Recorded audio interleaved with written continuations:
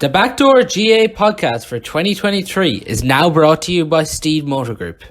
For your personalised vehicle shopping experience, visit steedemotorgroup.ie. We are now delighted to announce our second sponsor of the podcast. Harper Finlay are a professional service recruitment company operating nationwide and are dedicated to helping people find their dream job. Colm, Callanan, and former Tipperary hurler and current League Senior Hurling Manager Willie Maher to look ahead to the big game this weekend. Galway versus Tipperary, All-Ireland Quarter-Final, 6:15 in the Gaelic grounds on Saturday evening. Whoever wins this will advance and play Limerick in the All-Ireland semi-final. So a huge game awaits. There's been some absolute classics between these two counties over the last decade, and you really would expect no different this Saturday. It is simply do or die at the minute. But before we do get into that, Colm, you were obviously involved with Offaly this year in a coaching role. Willie, you were with Laois in as manager. You were both involved in the Joe McDonagh Cup. Over the weekend, there has been a lot of debate since Tipperary's victory over Offaly, where they racked up a total score of 738, on the value of Joe McDonagh Cup teams entering the All-Ireland series. Colm, it was obviously very tough as management and players for you at the weekend, but what's your own view on the system at the minute? Yeah, my own view, Paul, is, it definitely needs to be looked at. For Offaly, Saturday was a tough day. A decent enough year up to that point. It was hard for them to finish on that kind of a note, to be on the end of that kind of a margin, But again, that's just a difference in the two divisions, if you like. There is a golfing class, and let's acknowledge a Tipper at the top end of it. Like they really are. You could see that standing on the sideline the last day. You were hopeful maybe we could do something and frustrate them for a period, but the golfing class was just a different level. I just look at it in a simplistic way, Paul. Offaly lost the Joe Mac this year, which means you don't play Liam McCarthy next year, but then 2 weeks later you can play in it. It just doesn't add up in that sense, if you look at it in that way, that maybe it needs to be looked at it in some way. Like if Offaly were by some way to progress on into Liam McCarthy and say they've got over Tip or whatever, but you can't play in that competition next year, it's off. It's just not. It's not right. I don't know what Willie thinks, but whether they look at it or not, I don't know. You definitely want to be getting a little bit of exposure to those teams, but in Offaly's case, there was no exposure to that level since the league the year previous. And some fellas that weren't part of the panel, no exposure to that level at all, and to come in at that point of the championship, it's a big ask for guys. I think we'll need to look at a different way of doing things, but whether that'll happen or not, I don't know. Just to bring you in there, Willie, what's your own view? Yeah, no, look, similar to Colm as regards, and we saw, I suppose, what a fantastic competition the McDonagh was this year, and culminating in a fantastic final between Carlow and Offaly. I think, there has to be some bridge, because you need exposure to top level hurling. No matter what you're doing, you have to get that exposure. Look, you don't want to get the exposure, ultimately a hungry Tip team coming to town fresh and ready to go with something to prove after the Waterford match. But at the same time, you look down in Carlow, and the Dublin Carlow match was in the melting pot with 5 or 6 minutes to go. So the gap isn't as big as I suppose the scoreline suggested. Yes, Tip were on fire, and Offaly probably were tired, and probably momentum went against them by losing the McDonagh, and a man ultimately controversially sent off in the All-Ireland, or in the McDonagh final, which it sucks momentum when things like that happen. So Carlow got the bounce from winning, Offaly didn't, and then you have to face Tip. I just think there has to be some sort of middle ground for teams like Offaly, Carlow, Kerry. You see, I suppose, Antrim getting the rub of it there for the last couple of years, and even how physically stronger and capable they are. Westmeath beating Wexford after drawing with them last year as well. So I think counties need help to get up to that level. They need some sort of system that's, again, you don't need a bit like what Tip gave to Offaly the weekend, but at the same time, Offaly and Laois and all these counties need exposure to top level hurling. And I just see what the standard is. See, can we, build towards that and have some sort of thing. I understand the outcry at the moment as regards following the score and people saying, oh, that's a bit ridiculous when Clare or when Cork are still out of the championship and Waterford out of the championship, which is fair enough. But like, can we, I suppose, can we include those number whatever 8 to probably 13 or 14 in the rankings at the moment to try to get them up? Huge work being done in all these counties, but again, just it's a difficult thing. But exposure is the big thing, and I think we all need that, and there has to be some way of doing that in a probably a safer environment than playing a hungry Tip coming to town, Yeah. Do you both want to see the All-Ireland preliminary quarter-finals scrapped? Not sure if it's the preliminaries that are the problem. I think it's a wider. To be honest, I don't know if the provincials are even working that way. Could you look at something where, performance in the league actually affects where you come in the championship, and can more teams come in at, based on league performance? If you had a Leinster group with maybe 4 top-tier teams and 2 second-tier teams, or 4 second-tier teams, that way you have, you've exposure 4 games against 4 top teams and 3 games against teams maybe at your own level within that Leinster championship, and do something similar in Munster. The provincial championships don't fall, which they never will in my opinion, and that's the biggest crux of it, that the provincial championships won't fall. But if you could look at some kind of a format like that, the cream will still come to the top anyway, but you have teams that are playing maybe 3 or 4 games against their own level, plus they're getting 3 or 4 games against your Kilkennys and Galways and Tips. I don't have it drawn out or anything now, but just off the top of my head, some kind of a format like that I think might be more valuable than just parachuting Joe Mac teams in at preliminary quarter-final stage and expect them to do something. Yeah, look, I agree, and I think it is some sort of format that just makes it a little bit safer for teams like as regards like ourselves and Laois and Offaly and all the teams in that bracket, because there's just been too much up and down. You see Westmeath obviously getting a great result against Wexford this year now and going down, and playing, and no disrespect to anyone in the Joe McDonagh, that's not going to do Westmeath any good as regards. It'll be more difficult for myself and Colm as regards if we go back at this next year to have a team like Westmeath in there. But like for Westmeath's development, they need to be in the championship in Liam McCarthy, I think, and they've shown, I suppose, fairly admirably in the last 2 years that they can compete on their day. Numbers probably are a big thing, and that's the relentless nature of the championship. Like as regards 4 big matches over 6 or 7 weeks is very difficult on teams with lower numbers, and we found that even in McDonagh when it was very competitive, that you're running out of bodies fairly quickly as regards just the relentless nature of it. So I think something, as Colm said there, just something to bridge the gap, and it's hurling in these counties, in my opinion, is strong in patches, but it just needs to be helped here to get it up to the level, because the gap between top level teams, i.e. Kilkenny, Limerick, Tip, and the Laois and the Offaly's is very big at the moment, but in my opinion, it can be bridged. Yeah, no, this definitely seems like something the GAA are going to need to review once this season finishes. It probably is the biggest problem we have in hurling at the minute, but it's definitely something that can be reviewed, and changes can be made to alter this. But to get into the main event this weekend, Galway Tip, as I mentioned, 6:15. Clare Dublin obviously on before it, a double header in the Gaelic grounds at 4 o'clock.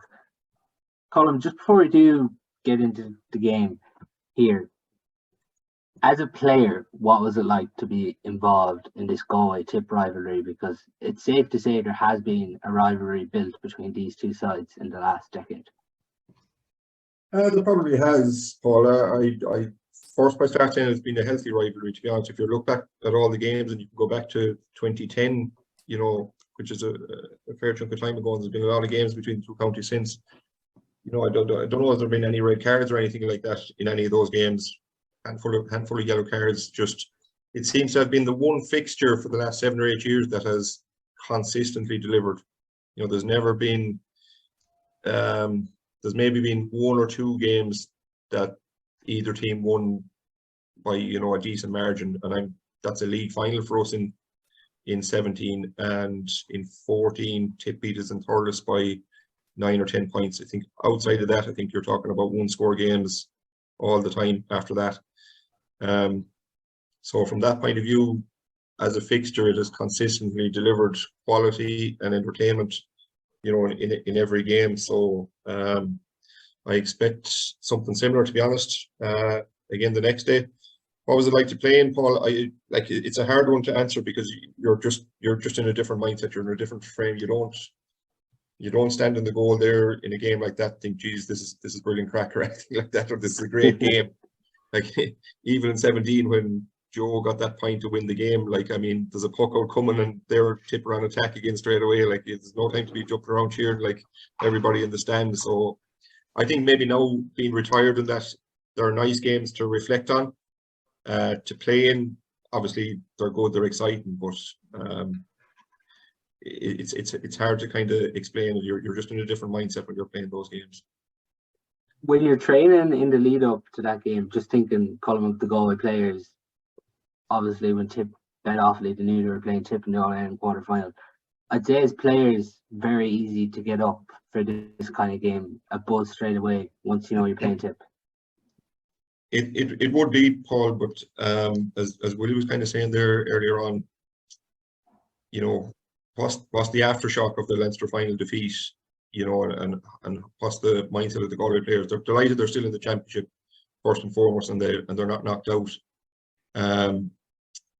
How did they debrief the Leinster final and move on from it? And how quickly did that happen? That'll probably come into it, but if they can, push that aside and zone in on Tip, and I'm sure they'll be happy where they're at, that they are getting another crack at it. But again, that was a hard one to stomach now for a supporter, and I'm sure for the players as well, it must have been taking a few days now for that to get out of the system, and a couple of training sessions and a meeting or two, just to kind of to get over it. But what better game maybe to get it out of the system and take your focus than Tipperary, going down to Limerick to play Tipperary in a qualifier. So it actually happened in COVID years, and it's a game people.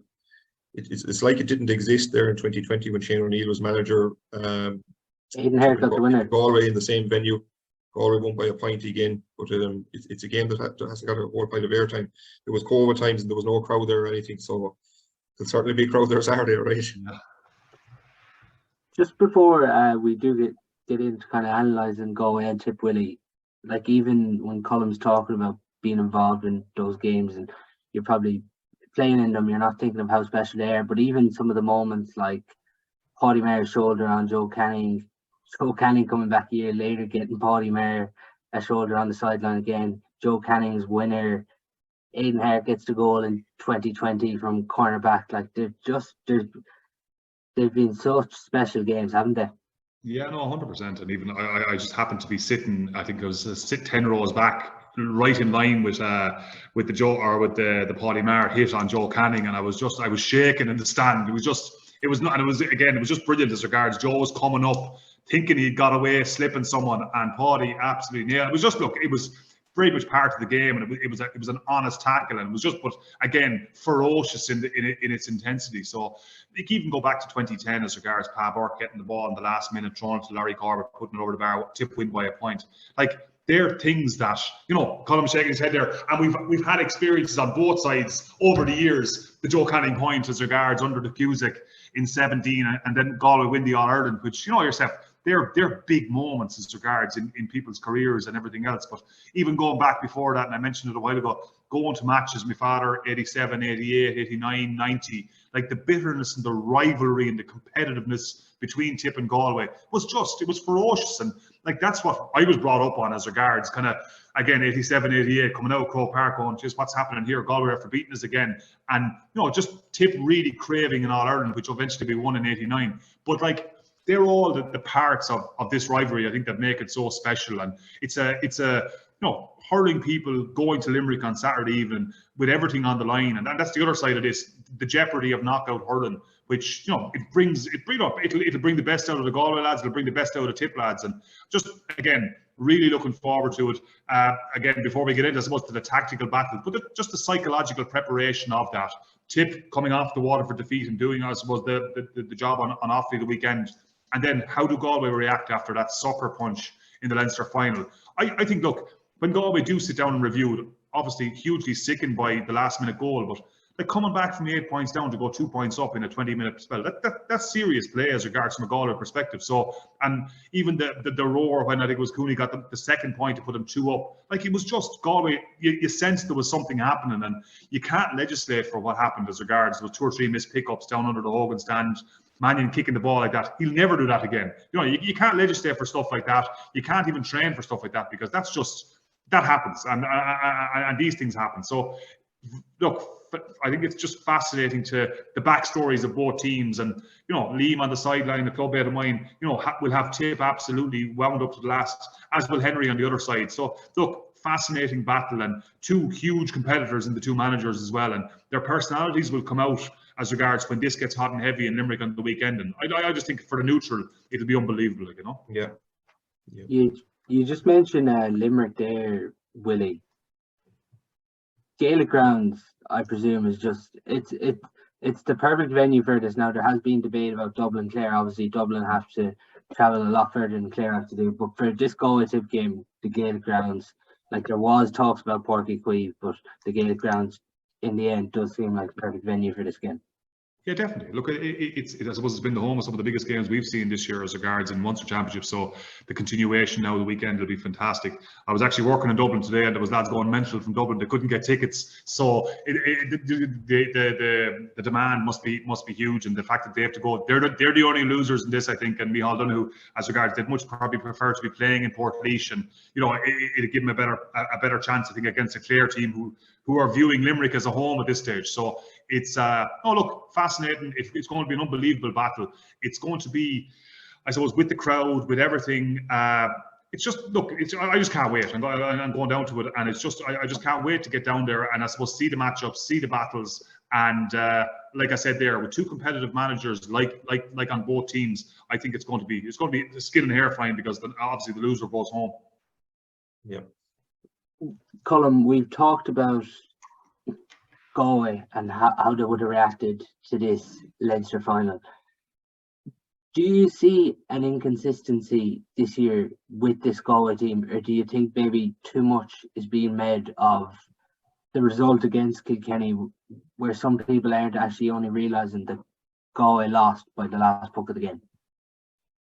Yeah, there has definitely they'd have been looking at it, you know, a little bit of inconsistency for sure. But again, I would look at the Dublin game and Kilkenny and the leads that was built up against Galway and the way they came back 4 times.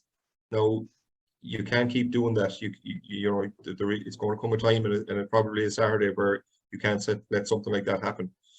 But they did very well in those 2 games to, you know, adjust things and make whatever changes they made, and get themselves back into the game and pull themselves and drag themselves back into it and get something out of it. Well, not so much the Leinster final, but you know, they were practically over the line, as a man says, but it didn't happen for a finish. But yeah, you know, up until that point, yeah, a little bit of inconsistency, Paul. But I'd say they'd be more zoning in on the fact that teams have built up, you know, 6, 7, 8 point leads in different periods of games against them. And why is that happening? Why are they having to dig so deep and claw back those leads to get parity again? So I'd say they'd be more worried about that, because I think if that happens on Saturday, it'll be very hard for them to claw back such a lead against Tip. Why is it happening for you? Why is it happening? I couldn't put my finger on it, to be honest, Paul. You know, whether it's a mindset thing or what it is, that, you know, in the first half against Dublin, everything looked very flat. Body language just didn't look right. You know, there was just something off. I'd say Henry probably took the paint off the walls in the dressing room at half time in that game, because they definitely came out with a different attitude. They made a couple of adjustments, a couple of changes, and the whole game changed then from that point. So, but like I said, they just cannot afford to let something like that happen on Saturday. Yeah. And just even in on that, I was at the Kilkenny Galway match in Nolan Park. Like, Galway seemed to be chasing the game the whole match as well. So whatever is going down with them, when the pressure came on, they got the big scores as regards to draw the match. But it was just noticeable as regards that they seemed to be chasing, and it like Galway, I think the weekend, like both teams as regards, if anyone is chasing, they could get left behind here, because with the firepower Tip have, and they showed last weekend, and Galway as regards when they do get going, if they can shore up defence, like it's there, and both teams don't want to be chasing this one, like, you know. Just with that, Willie, the last few games in particular, like if you consider the Galway and Kilkenny game in the Leinster final, and then you consider Galway and Dublin in the final round of the Leinster round robin series, Galway have conceded quite high scores in the last two games. We just seem to have lost Willie there for a sec, so I will bring in you, Colm, you here. But Galway, we talked about it off air. There's Dybert, Garrett, McInerney. Do you think if that's what does happen this weekend, that Galway could concede less? It's a situational thing, really, Paul, to be honest. Whether, like, they may do it if Seamie Callanan is 14. Traditionally, in the last number of years, Daithí's always picked up Seamie Callanan. So I think the Galway backroom team will have that discussion, whether they pull the trigger on it or not and make a straight swap between 3 and 6. I don't know. They might do. I wouldn't say it would be because anyone is underperforming or anything like that. I mean, to be fair, the two lads have been doing well. But just from the point of view that for Galway in the last number of years, Daithí has always picked up Seamie Callanan. I think they may certainly be talking about that move. Whether they do it or not, I don't know. But both teams, like even Saturday, you know, Offaly, we scored 318, which was a decent number to put on a board. Tip, you know, probably we'll look at that and want to make improvements there, as good and all as they were. And Galway have been, you know, they have been conceding as well. 4 goals the last day, a couple of goals against Dublin as well. So they'll be wanting cutting that out. So it's nearly a case of, will both teams be, will they stack up their full forward lines and really go for the kill early? I'd say they probably will, which leads me to believe we're going to be in for a high scoring game on Saturday. Is it we need to get an aggression in there defensively, Colm? Maybe something we haven't seen this year? You can never bring enough aggression to it, Paul. You really can't, and especially in these type of games. Like, and I saw it firsthand from Tipperary on Saturday. You know, the level of aggression when the ball was loose on the ground, or, you know, if an Offaly player had any way of a misplaced pass or anything, like there was just 2 blue and gold jerseys coming either side and ball snapped and gone. Like, so, I mean, that's definitely, they're going to zone in on that both teams. You know, talking about work rate, talking about aggression in the tackle. You know, high balls into the square will have to be dealt with by both teams. They can't be letting, you know, goals come off not simple, but, you know, areas where you should be defensively sound. Both teams will want to cut those out. You know, but again, you know, I think both teams have the players to deal with those situations. Tip maybe a little bit light in their full backline with the injuries that they have. That could come down to something as simple as that. We'll go away, look at that Tip full backline and say, right, Conor Whelan, you're in there, Brian Concannon, you're in there, Cathal Manning, you're in there to start, and really see what happens then. Yeah, and I think they will cut him. I think that they'll really, I think that they'll go after that. And as you said there, if Barrett is not playing with Greg Morgan now potentially injured and out, Tip are, no, like you're starting to stretch your resources to cover that area. It's something I suppose you mentioned there, like Offaly scoring 318 the weekend. Like that's good scoring as regards. I know Liam and known Liam, like he'll be very unhappy with that as regards. Yeah, I'd imagine so. Yeah. 3 goals, and look, I know the penalty was fortuitous to say the least as regards the decision, but at the same time, Charlie Mitchell's goal was good. Killian Kiley got a good goal from a free. Like, you know, he'll be disappointed, albeit scoring 7:38 or whatever it was. Like, he knowing him, he's a pragmatist. He'll know. Owen Connolly, I do like to cut him as regards. He's a big unit as regards coming out with the ball. He's a good ball player. Michael Breen, I had him at full back on the 2012 minors that won the All-Ireland. And that was, I think, the last time he played there. I think he played, a year under 20, probably the year after, but hasn't really played there until this year. But look, big, fast, athletic, really good hurler. And I suppose he's like a prototype of a modern full back. So it will be interesting. But then, like, again, as you said there, if you put Mannion, Concannon, if Nyland does go in there for a stint, Conor Whelan was back to his best against Kilkenny. That's fairly formidable. So that's I suppose the excitement level from the Galway perspective. And I think to really delve into this, Henry will go after matchups. He'll try to create mismatches in that area, because he has serious ammunition with those 3 or 4 players. Yeah, definitely. I actually don't think tactically there's going to be much going on there. I think the whole thing is going to play out with positional changes. I think that's what you see. You'll see both teams will probably name the same teams again, but the positional changes is what I'd be looking at. Like Conor came out to the half-forward line and did very well out there. So will they leave him in that role, or will they look to expose something inside? As a club man there, Colm, obviously, of Conor, what do you do with him? Like, we've seen him in 14 in previous games, and the ball has been terrible at stages, it's safe to say, in him, like. And then you see him at 11 coming out the pitch, and he was getting on serious amount of ball, causing Kilkenny real problems. Like, where do you play Conor?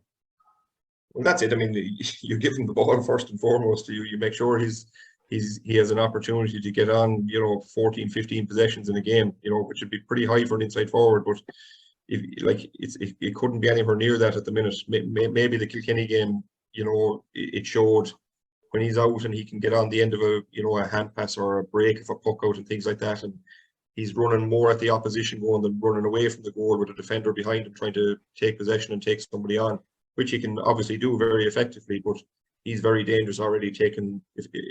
If Galway break the line and Conor takes a pass running already turned facing the opposition goal, that's a very hard thing for anybody to stop a runner like him. Yeah, and when you heard sorry, Paul, the day I went to see him in Nolan Park, Conor wasn't going well. Like, he wasn't going well probably all through the championship, but his testament to the man on the biggest of days in the Leinster final, he came up to it again like he did last year. I think he scored 4 or 5 from play last year off Hugh Lawler, who hurled well on him. But just he's a fairly unstoppable force if he does get, as Colm said there, 13 or 14 possessions, because he's going to do something. But I did think it was interesting in his positional wing forward the last day under the Cusick in the first half on Davy Blanchfield, and he was really going at him, and he was really, he was just really strong, and back to the Conor Whelan, I suppose, nationally that everyone sees on the big days. Yeah, definitely. Colm, when you heard the Leinster final at half time and you heard Conor being referred to as a one-trick pony, what were you thinking when you did hear that? I wasn't listening to it, didn't hear it. I wouldn't mind having that one trick. Yeah, it's not a bad trick if that's one trick. No, I tell you, I wouldn't mind having what he has in his locker as regards that. Look, he's a serious player. Jeez, like but I do think it is testament to himself and whatever the management have done in the last couple of weeks that he seemed to be forcing it there for the last couple of weeks in the earlier rounds, but he was back to his best in the Leinster final. It's testament to the player, I suppose, to do that. Yeah, I don't know if Jackie meant it in that vein, really, Paul. He's anything but a one-trick pony, and knowing him as closely as I do, and like obviously maybe it's a biased opinion or whatever, but when you think about his game, he can play any of the 6 forward positions. We've been known to play him at midfield with the club from time to time. You can put him under puckouts, you can play low ball, you can play high ball, he can run at defenders, left side, right side. He can run from deep. He can, like, if that's a one-trick pony, I don't know. Yeah, no, it's as Joe Canning was saying, a one-trick pony scored 1-3 in the first half. It's not too bad. But Willie, is your biggest concern from a Tipperary perspective this weekend if Carl Barrett's out, if Craig Morgan's out, that matchup in particular? Yeah, I think so. Look, as we mentioned earlier, I think it's probably it's Galway's strongest line as regards with the aforementioned players, Concannon, Mannion, and Whelan. So yeah, I think we will. But again, with modern fullbacks now, it's literally about holding your own and continuing to stay on the edge and just, you know, surviving, I suppose. And you look at Hugh Lawler, Mikey Butler the last day, Tommy Welch, you know, just staying on the edge the whole game and giving themselves a chance to do something. But I think, yeah, as a tip man, I'm just, I suppose, interested to see if Barrett plays or not. Yeah, that could be an opportunity for Galway to make some hay in front of the goal with those individuals. I suppose on the other side of it as well, Willie, you'll agree, it's a support cast that's around your full back as well. I mean, if you isolate, leave one-on-one with 30 acres or 30 yards of space, I mean, it's going to be very hard to stop if ball is anyway decent, or if a full back gets dragged away out to the side and leaves room for half forwards to be running into. I mean, there's that in it too. Like, it's not all down to, you know, Michael Breen and Gareth Macker at the other end. You know, it's the support cast around them and the protection they get from the other guys as well. And looking at Tip the last day, two guys I was very impressed with. Two guys probably I didn't actually see up close and personal really until the last day. Brian O'Mara I thought was very, very good, better than I thought. Now, to be honest, he was really good. And Connor Stakelum in midfield was really good. No, he was really good, and he might be a player now that might slip under the radar. And next thing, you're kind of, you know, halfway through the game wondering, God, we need to get a handle on this guy. You know, so, and the way they drop back and help out. And one player we didn't mention as well, Ronan Maher, was centre back. Will he be forced, regardless of who Galway have in the full forward line? Will he go back and take Greg Morgan's position like he did earlier in the year? He had played games cornerback. Will they look to do that? That could have a knock-on effect for the half-back line in Tipperary. But again, you know, there's lots of permutations with it. But it'll be interesting. Yeah, no, I think even as you said there, the ball in, and I suppose that was Tipperary's big advantage the weekend as regards that power coming out with the ball. O'Mara, Ronan Maher, Conley was coming off the shoulder, and they were delivering pinpoint ball to Jason Ford or Mark Keogh in the situation as regards, particularly his last goal, like that, you know, that pass over, I think it was Jake Morris hit it or someone hit it, but just pinged it around the defence. And that was something that was noticeable even in the Kilkenny match as well. The ball into Owen Coley was very, very good, and it was negating whatever extra bodies were there. So look, the top players the top teams are well able to work that ball out to, I suppose, to the platform, as people say, and deliver good ball in. That's potentially unstoppable for a defender. You look at, I suppose, the Limerick model, and that's their thing as regards. Gallan is nearly pointing where he wants the ball, and the guys have that much time. It's hard to stop that. It's impossible to stop. You know, and lads are saying, "Oh, geez, the cornerback is getting destroyed," but sure, there's very little you can do with the level of hurler that inside at the moment with all these teams. That the ball that's coming, it's just stop it at source, stop teams coming out, put pressure on in that middle area, and make a match of it as regards up front, because they're really good players inside. If they get good ball, they'll destroy it. Yeah. Willie, what have you made of Tipperary's form? Because if you look at the Munster Championship throughout, really impressive against Clare opening day out, impressive against Cork, impressive against Limerick. There's obviously that blip then in the end against Waterford, which is probably the most disappointing performance. Then back it up, scoring 738 against Offaly. But overall this year, the form of the team, what have you made of them?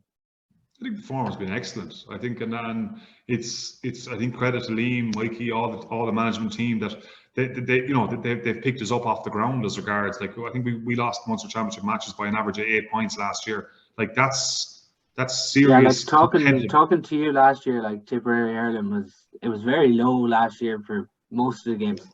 Well, it was, because like we're again an average margin of 8 points in the Munster Championship against age-old rivals. Like, it's not good enough for Tipperary. And look, Liam, in fairness, has picked it up off the ground. I think noticeably, I think guys are got a lot bigger and a lot stronger. And I'm thinking Jake Morris. I'm thinking guys that even we played him in the first round of the league this year. They were noticeably different. Colm mentioned Connor Stakelum, like really impressive, fast, powerful players. Brian O'Mara is after giving a huge dimension after being back from America last year. And like, you know, these guys are really high level players. And it's look, fitter, playing to a plan, working the ball out, and then you're putting it into, I suppose, Mark Keogh or Jamie Callanan, or, you know, lads that have been proven over the last couple of years to do a lot. Callanan will be an interesting thing now, because he for the, I suppose, 33 just on 33 minutes. Callanan as well. 40 goals from play. It's unbelievable. Remarkable. Unbelievable. And like even and saying that he was quiet against Offaly until he scored a goal. And that was the other piece. But he has that kind of class that, just he drifts into space. He's so big, so powerful. He's still quick for a guy that's getting on at this level. But look, there's a lot of firepower with Tip this year. I think Garrod O'Connor back from injury as well is a huge plus. Jason Ford back from injury. There's a lovely mix there. But I think to answer your question as regards, Liam has done a fantastic job as regards our Munster campaign this year was good, bar that last Waterford match, and ultimately the Offaly match last week was really impressive just to get through it. But everything is on this match. But at the same time, as a Tipperary supporter, I'd be very optimistic to go to Limerick on the weekend that if we get this right, Liam has a very good record in Limerick as well, winning under 20 All-Irelands there against Cork, against fancied Cork teams. So look, it's a huge opportunity for lads to put the chest out, and I suppose ultimately signal that we're in contention, and that's where you want to be as a Tipperary supporter. Is Jake Maher the biggest positive this year?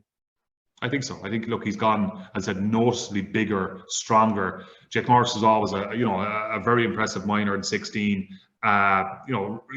Really good player, but he's brought an extra dimension to his game now, and that's it's encouraging that we have that kind of pace. 3 goals against Clare, hitting scores every day he goes out. And the thing I like about him as well at the moment is, like, he's not taking on every chance. They're spreading the, I suppose, not the responsibility, but they're spreading the threat across the forward line. The man in the right position, or the guy that makes a run, gets the ball. And again, look, you could say the same about Galway as regards with 5 or 6 really good forwards, that the threat is everywhere. And you stop Conor Whelan, Mannion comes up. You stop Jamie Callanan, Jake Morris come up. So like they're the positive things for both supporters the weekend, that there's lots of forward threat on show. And look, it's ultimately the team obviously that'll score more, and there's serious firepower on both teams.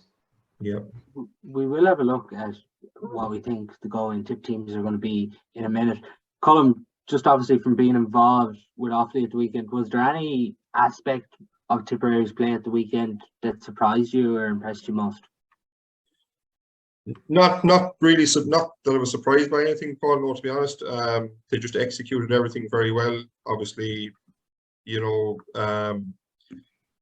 from an Offaly point of view, we came out with a number of balls, and it was noticeable that they gave up the ball to the inside man, and then when we came out and tried to work the ball up the field, they really zoned in on that and hit us hard, turned over the ball. But it was just the pace and the movement off the shoulder from there on. We were maybe caught ball watching at times, but tip forwards were just so cute, or even Dan McCormack coming up the wing, just staying out of eyesight.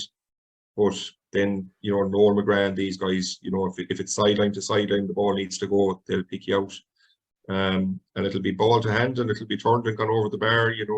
We mentioned like Jake Morris there, Conor Whelan at the other end of the field. Tip have, I think Jake Morris is getting into that category now as well this year, with the scores he's putting on the board. So serious firepower, and I go back to, that lends me to think this is going to be a high scoring game, which will be great for a spectator point of view. So yeah, it's hard to call, from my head I go Galway obviously, but it's 50-50 stuff. Just with that, we were mentioning obviously the Leinster final earlier on, and the defeat and how Galway are going to react and everything. Colm, from you knowing the players there, do you think, can you use this hurt as motivation going in this weekend? Absolutely, yeah. You have to. I mean, you have to kind of turn it into something that you can use. I mean, definitely. Like, I was sick myself looking at the last few minutes of that game, the way it finished. So you can only imagine what they were feeling, after the game and Monday morning. After, but I believe they trained on Tuesday night, so I'm sure they had a heart-to-heart and tried to get it out of the system as quick enough. It's probably better for them that the game is coming, as quick as it is, just to kind of put focus on something fairly soon. And a team like Tipperary, like, I mean, Willie said earlier, the loser goes home, so if that doesn't focus you, nothing will. As well with this, Willie, just like from a Galway perspective, from the Leinster final, this game could actually nearly if Galway were to get a result this weekend, could turn out a lot better than Galway going in straight into an All-Ireland semi-final, waiting 4 weeks, and maybe papering over some of the cracks that were in, I suppose, in that Galway team in the Leinster final. Yeah, no, I think so. But I think, look, it's both teams. Like, whoever, the momentum that will be got from a performance in the weekend and winning the weekend will be huge. You'll bounce into an All-Ireland semi-final. I think Galway, after ultimately the Leinster final disappointment, and I go back to it, 8 points down with 20 minutes to go 2 points up in 5th minute of injury time. Like, Galway played really well in that Leinster final after a slow start. They went 6-1 up at the start. So after a kind of a middle area that they were caught. So I just think, look, it's fascinating. And again, we're talking for 35 minutes now. We haven't mentioned Noel McGrath, or I haven't mentioned Noel McGrath, which is like, the man is an absolute magician. Like, he's pinging passes. He's the ultimate hurler as regards. He's a total hurler as regards. He's just dictating play. He's flicking ball left, right. He's seen things that guys are not even thinking about as regards. He's hitting passes that guys are thinking about. Also, John McGrath coming on the last day was a big positive for me, because I'd rate John highly. I just think he's such a clever hurler, and he's deceptively. Lads think, he's kind of labouring around the place and he's slow. His hands are so good, again, similar to Noel. And then the final piece, I suppose, in the McGrath jigsaw, Brian McGrath, I'm not sure if he's fit, but again, 6'3" or 4" ball player that can play in the half-back line. So, like, the McGraths are, in my opinion, integral to what we're doing at the moment, and be it coming off the bench or be it starting. In Noel's case, they give you something different as well. But this is a total hurling match. Galway, obviously, really good stickmen as well. So it's it'll be interesting. But to answer your question, I think the momentum that will be got from this will drive whatever team forward. And you can imagine Tipper or Galway heading into an All-Ireland semi-final against Limerick. Jeez, like that's where you want to be for both of these teams. And as I said, the losers go home and you can lick your wounds and a year gone. But I just think like everything is on this match now, and I suppose we couldn't be building it up high enough, because both seasons are on the line. Colm, just on this, the Galway team that started in the Leinster final, do you expect that exact team to start, or do you think we might see 1 or 2 changes this weekend? I don't think so, Paul Shaughnessy. I think Paul will just name the same team. As I said before, there might be positional changes. I think that's what you'll see. And I expect Tip to do something similar as well. So, no, I wouldn't be expecting any changes. That's something, though, Galway have been getting, like, with the way games have been going, they've been getting a lot from their bench this year. Like Jason Flynn in the last 2 games. Callanan as well. You're going to need that impact in this game, because at the pace this game is going to be played at, 75 minutes of it is going to be a big ask for anyone that finishes that game. So you're definitely going to be looking at bringing 3 to 4 subs on minimum, I'd say, for both sides, and looking to see can those guys impact the game, be it either defensively shoring things up, or quieting somebody, or from an attacking point of view tag some scores on the board. But the benches are going to be important. But I still think both teams will name the same team. But you might see a couple of positional changes. Would you expect to see any, like we obviously talked about the defensive perspective from Galway, but would you expect to see any positional changes in forwards or midfield, like we've seen Colm and Tom Monaghan there? Would you expect that to be altered? Yeah, well, they've been kind of interchanging positions there. Joe Cooney, Ronan Glennon, Tom Monaghan, they've been kind of interchanging throughout the year anyway. I think you'll see that in game anyway. There's nothing massive there. What I'd be at both ends of the fields, whether Daithí goes back to pick up Shamie Callanan, if Shamie Callanan is named, and if he starts, they'll probably just name him 6 and see where Shamie lines up, or if he lines up. And what they do with our own fella Conor Whelan, he played so well in the half forward line, or do they go after the Tipperary full back line, who have a couple of injuries? They might look at that as well. So yeah. Would you like to see Conor Cooney inside, because he's struggled in the last 1 or 2 games? Will obviously try and want to get him into this game as early as possible. Like, do you go with him inside or in the half forward line for you? Conor's I don't mind, because I know Conor and he won't mind either. Conor would just want to be on the field, and that's the way he is. He did impact the game very well against Kilkenny in the Leinster final. What did he finish with? Was it 5 or 6 or something. And he set up Jason Flynn's goal as well. And I think he set up a point for Joe Cooney. Like, so, I mean, that's Conor Whelan with 1-5 or 1-6. Yeah, so that's a massive impression to be leaving on a game. Like, so, you know, would you put Conor Cooney inside? You could do. I mean, he's plenty of experience playing 14. He's been named 11 predominantly so far this season, but you could put him in there.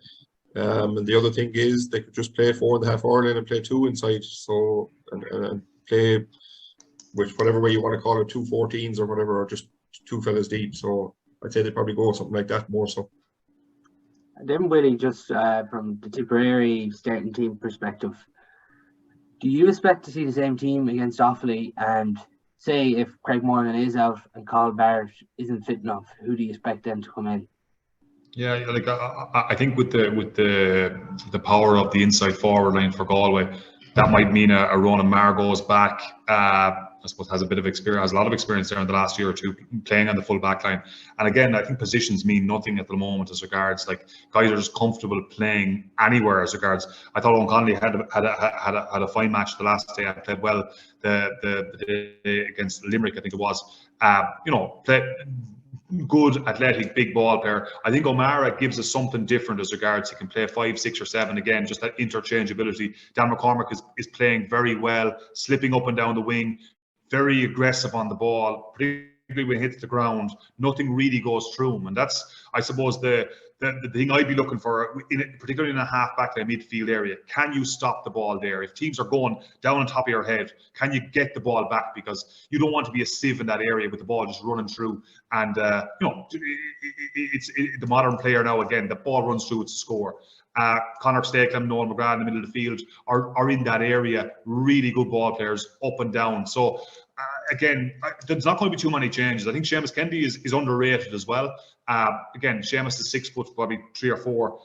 Hugely athletic, obviously winning titles with commercials in football, but also probably I think it's 2 or 3 hours, 2 All-Irelands, one with Tip. So hugely underrated and really good fella in that area. Jason Ford, a player we haven't mentioned then is Conor Bowe. I think will be right for the weekend. They left him off last weekend, and Conor has been, yes, he was brought on and taken off in a match in the early in the championship, but then he hit 3 points against Limerick. So he's a big game player, and again, someone that scored big and played well for Liam in big championship matches under 20, albeit for Tipperary down in Limerick as well. So I think inside, again, similar to Galway, Keogh, Callanan and Morris for me inside. And I think, any ball that goes in there, you have a danger that, that again, you need in these biggest occasions. But again, Morris being the match winner for us, if he plays well, I think we have a right chance. And if he wins a bit of ball, everything is stemming through him this year. When he wasn't there in the championship matches, we were a little bit less as regards of what we were doing. And I think having him back is a massive boost to us, as was shown the weekend against Offaly. But I think will be massive for Galway the weekend. And just on a couple of Tipperary's matchups, Willie, particularly from a defensive perspective, how do you see them matching up there? I think, obviously, but look, a lot of it depends who goes in, right? So, like, if Conor Whelan goes to the edge of the square, or if he goes to number 10 or 12, I think it was 10 he went to the last day, like in the first half, I'd have no problem with O'Mara, Ronan or McCormick taking him in that half-back line area. Whereas if he goes inside, I think Mikey Breen will pick him. Michael is so strong, so fast. He's, a prototype of a modern fullback line player, albeit fullback in this situation, but he's fast, he's going to the ball. As we mentioned earlier, if the ball is going right, if Conor Whelan is getting good ball, there's very little he can do. Like, he's going to do his thing, as will Concannon, as will Cooney if he's in there as well. So I think, again, Connolly gives us something, again, a bit of height, a bit of power in there as well, which, again, we probably didn't have traditionally over the years with maybe 2 smaller cornerbacks and a big fullback. But with Connolly there, it gives you a better balance. And look, just praying that Cathal Barrett is right, because he would really complement the 2 boys in that situation to give us that power and aggression, cuteness, boldness, whatever word you want to say. Cathal Barrett is all of that, and he's just been such a consistent performer for Tipperary that we need him. He's probably the lifeblood of the team as regards when he's going well, when he's on song, when he's coming out with the ball, when he's getting fouled, or he's getting deliveries in. He gives us huge momentum, and from cornerback, you need that in the modern game. So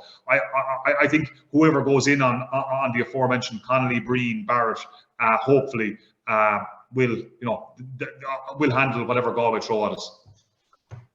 Noel McGrath is a key matchup for us this weekend. Colm, is that Joseph Cooney's job? Probably is. It probably is just a short answer on that one. Probably is, yeah. Again, they could, like Noel played a wing forward at the weekend. Will they? If they do that, I think they will just leave Porrick Mannion there. But if he appears midfield or anywhere else like that, I'd say Joe Cooney would probably pick him up. Yeah. But, the other vital one, Jake Morris, who would you expect to pick him up? Yeah, I don't know, because Galway haven't faced Jake Morris too much, yet. This is the first test where Jake Morris has really been has really come into his own, I suppose. So it'll definitely be a man marker job for somebody. It's really, for me, take your pick between Darren and Jack Grealish, really, which of them pick him up.